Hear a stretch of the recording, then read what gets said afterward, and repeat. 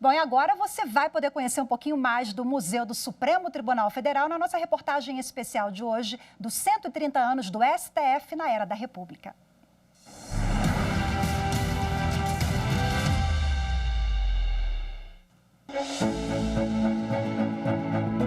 Um palácio de vidro e concreto. A obra de Oscar Niemeyer parece flutuar na Praça dos Três Poderes, em Brasília. Embaixo do prédio do Supremo Tribunal Federal, no subsolo, um museu novinho.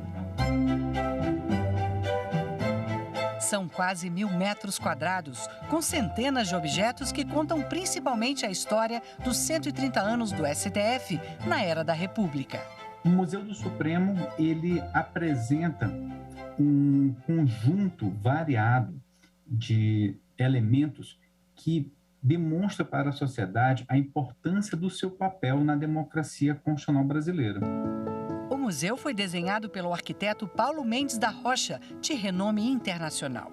Nestas imagens de fevereiro do ano passado, ele apresentava o projeto ao Instituto do Patrimônio Histórico e Artístico Nacional, o IPHAN.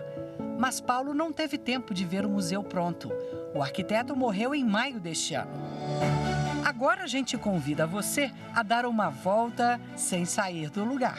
Olha aí a ata de instalação do Supremo, redigida com caneta nanquim em 28 de fevereiro de 1891.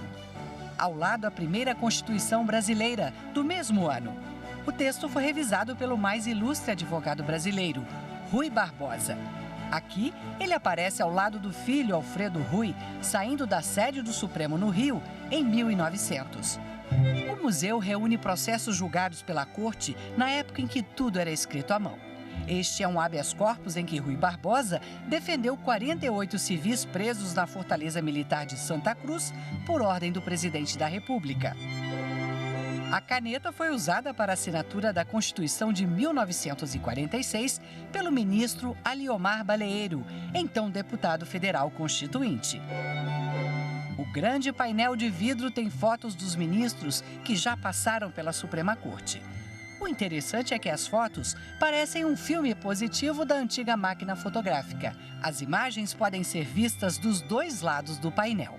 Este móvel parece um armário, não é mesmo? Mas é uma cabine telefônica que ficava na Sala das Togas para uso exclusivo dos ministros. Aqui dentro, os magistrados tinham mais privacidade na hora de falar ao telefone.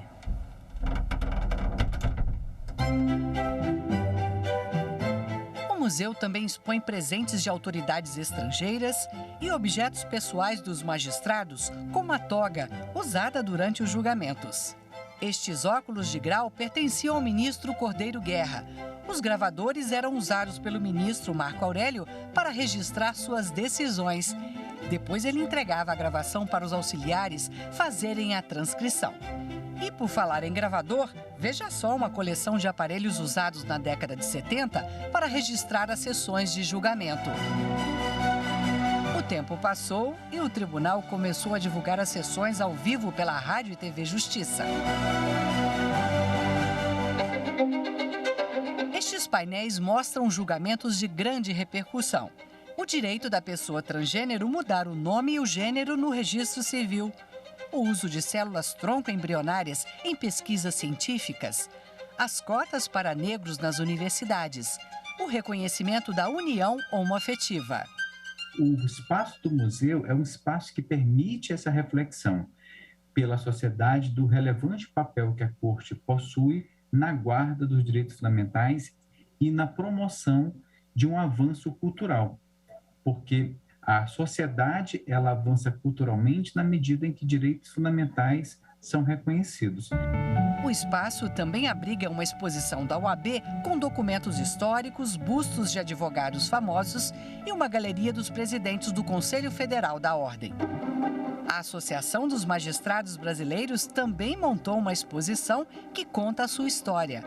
Esta é uma réplica do barco da Justiça Itinerante do Tribunal de Justiça do Amapá, que atendia a população ribeirinha.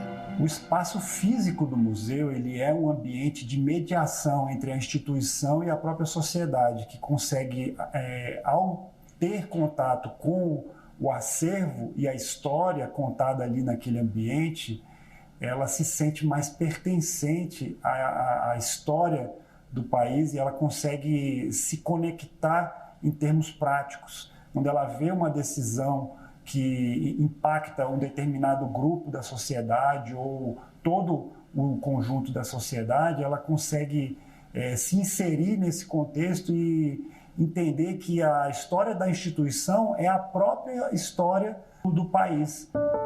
Convidamos a estudante Carolina Nogueira para visitar o espaço. Ela passou por cada cantinho do museu e tudo o que viu aqui diz que vai levar na bagagem de universitária e cidadã brasileira. É muito importante que a gente se mantenha conectado sobre a nossa história enquanto brasileiro, a construção do nosso povo, a prestação dos nossos direitos, como que a gente conseguiu chegar onde a gente está com a nossa consolidação da nossa democracia. Trouxe muitas reflexões que eu com certeza vou levar adiante.